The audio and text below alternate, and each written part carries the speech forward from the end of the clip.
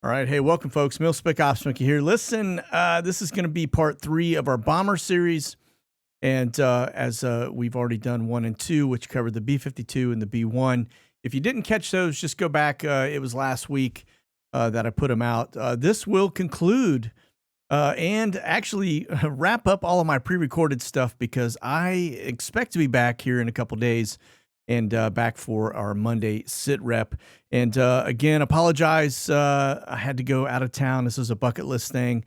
You don't get a lot of opportunities to go to Israel, and I didn't want to pass this up. And so I've been in Israel for 2.5 weeks, and God knows what the world looks like.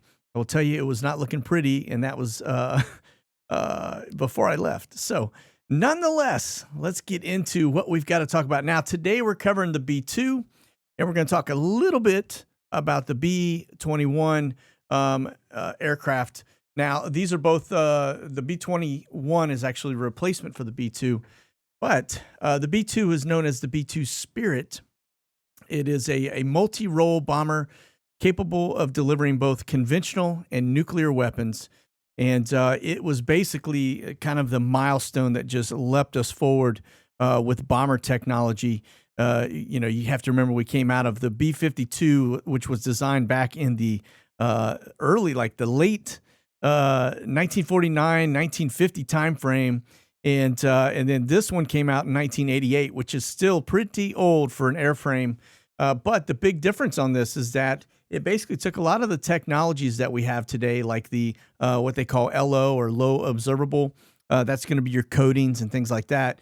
And then it also kind of bundled that aerodynamic capability where it gives a whole different level of efficiencies to fighters in terms of being hard to track, right? Now, you may remember the Nazis actually had a flying wing that wasn't far off of this one. So we probably took a little bit of technology, or at least gleaned a little bit off of that aircraft and brought it into a modern framework. And so, but yeah, this thing is actually a pretty massive amount of firepower. And it definitely keeps our enemies at bay because it's an unknown.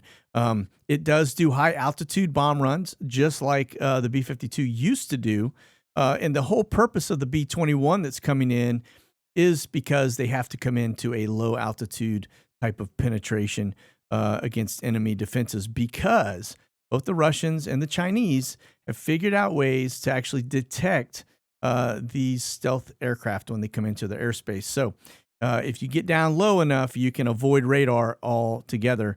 But high altitude, even though it is undetectable in most countries, some of the new technologies in Russia and China, and who we're facing threats from, imminent threats from, by the way, can track it now. So, okay, so this is kind of interesting. The B-2's LO, low observability, is derived from a combination of reduced infrared, acoustic, electromagnetic, and visual radar signatures. So like I said, it takes kind of the best of everything. Now, the interesting deal is that this bad dude, unrefueled, actually has a range of 6,000 nautical miles, very similar to what we would see with the B-52 and the B-2. Again, if they get fuel, they can stay up for a very long time. Now, a little bit of detail around the B-2 is different than the other B-1 and the B-52 crews, whereas the B-2 only has 2 pilots, a pilot and a co-pilot, right? So it's left and right seat, whereas the B-1 has 4 and the B-52 has 5, 6 if you counted the gunner, but and it'll hold up to 10. So, but the B-2, that is key, because the fact is, now it requires both the pilot and the co-pilot to also have kind of bombing capabilities, radar navigation capabilities. A lot of things that you would get as a whole crew in these other bombers are all kind of bundled into 2 guys, okay? All right, and so the first B-2 was publicly displayed on November 22nd, 1988, when it was rolled out of its hangar of Air Force Plant 42 in Palmdale, California. And its first flight was actually July 17th, 1989.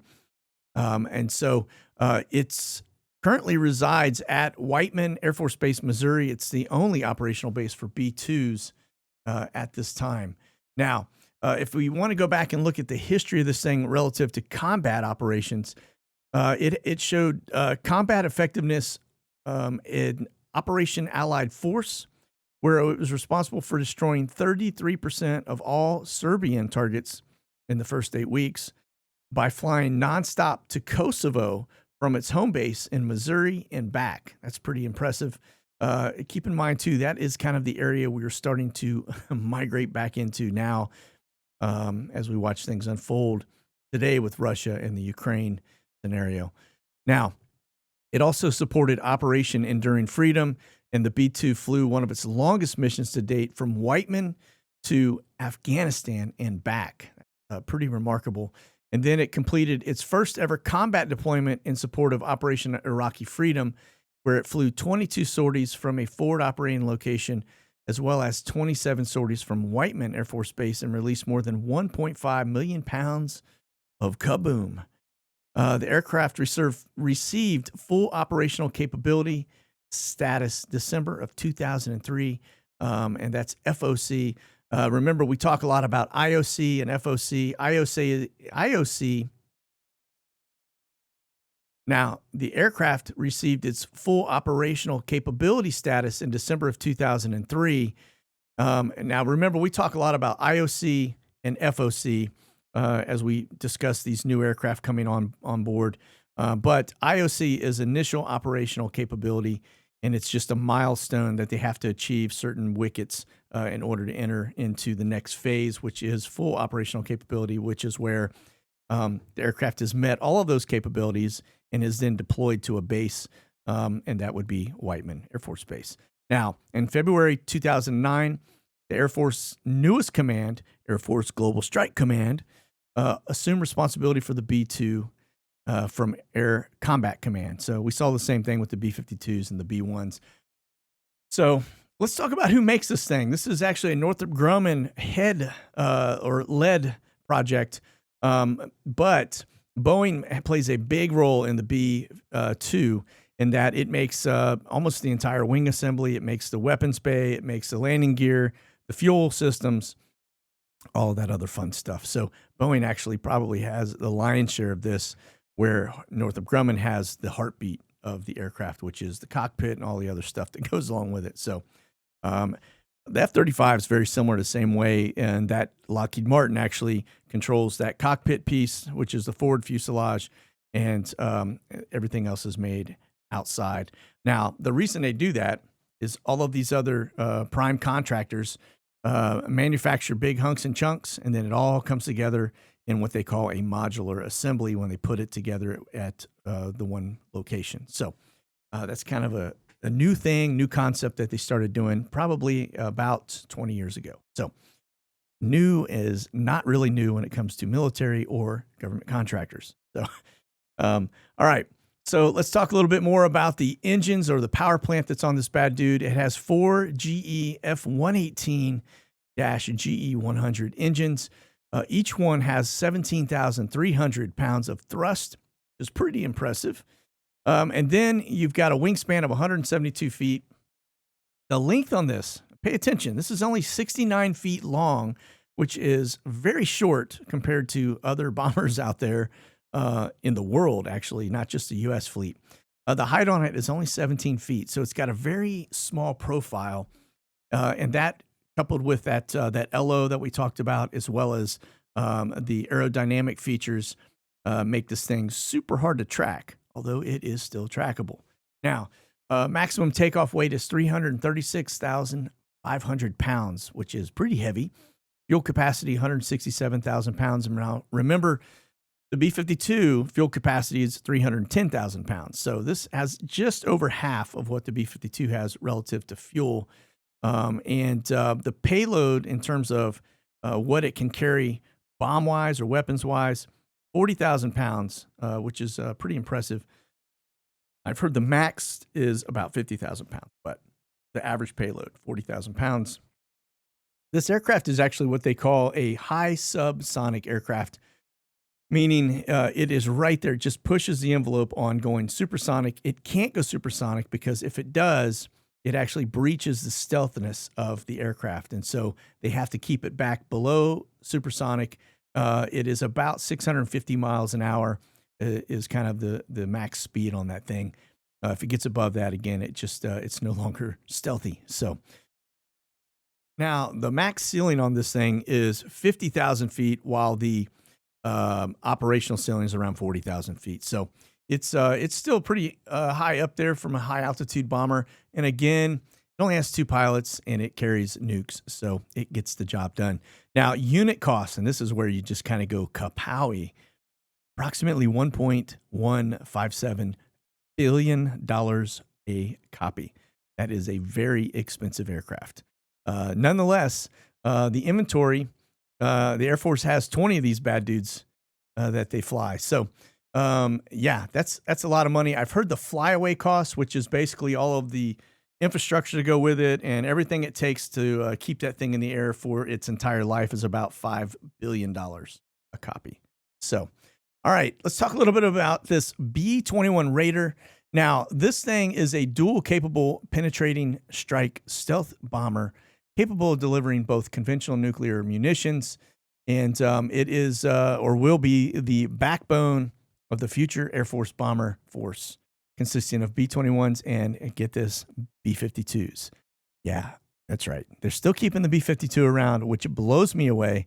But the whole reason why they're bringing this B-21 into service is they're basically taking the B-2 and making it better, right? The other piece to this is that the B-2, because it is a high altitude stealth bomber, they've got to kind of find a way to circumvent the Russians and the Chinese radar capabilities, and so they've broken this down into a low altitude bomber, and so it is going to fly low level, just like all the others out there now, which is pretty staggering and remarkable when you think about the way this thing looks and the shape of it. And imagine that down at low level. That's going to be incredible to watch. So, all right, now the B-21 Raider will be a component of a larger family of systems for conventional long-range strike, including intelligence, surveillance, reconnaissance, electronic attack, communications, and, quote, other capabilities.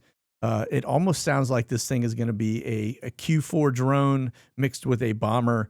It's pretty wild, but it sounds to me like this thing will have a lot of capabilities and be very versatile in the field, so to speak. So, all right, now a little background on this one. The Department of the Air Force Rapid Capabilities Office leads the development of the B-21 Raider under the direction of the Undersecretary of Defense for Acquisition and Sustainment.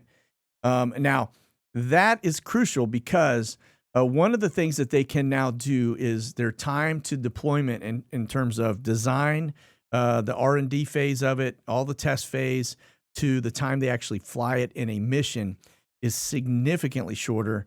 If you go back and look at old aircraft, even back to the F-117 fighter, it took them a solid 20 years just to develop this thing and to get it out there to test it before it could ever even get into anything, in terms of combat mission. Now, today, they do that in about 6 years and sometimes even faster than that, depending on the complexity. But what they're doing is they capitalize off of existing components that are out there. We did that with the F-35. We took stuff that came off of the F-22 and basically integrated it in. These aircraft are basically flying supercomputers, and it is pretty remarkable. Now, this one is also going to be manufactured in the same location as the B-2, and Northrop Grumman is going to be the lead on the program. But it looks like they've got an engine change because I don't see GE on here anymore. I see Pratt & Whitney, which means they've changed engines.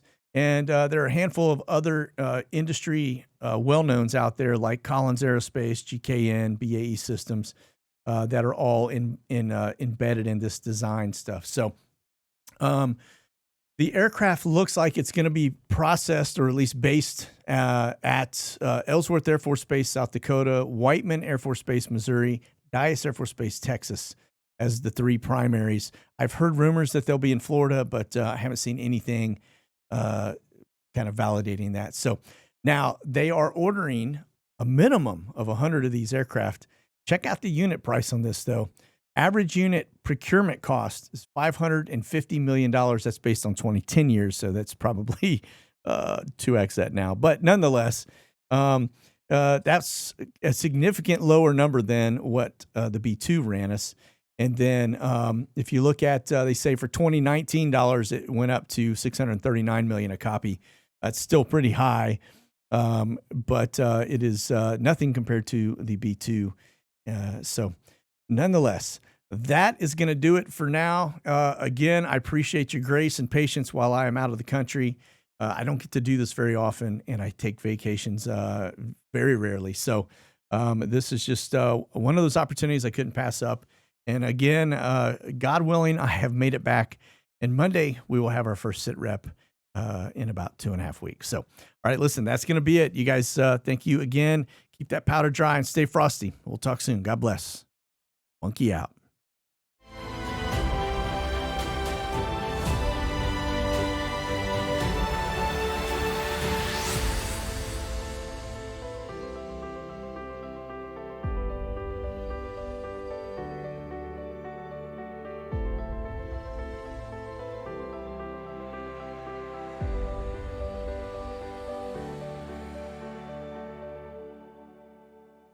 Check out the latest gear and products at monkeyworxus.com.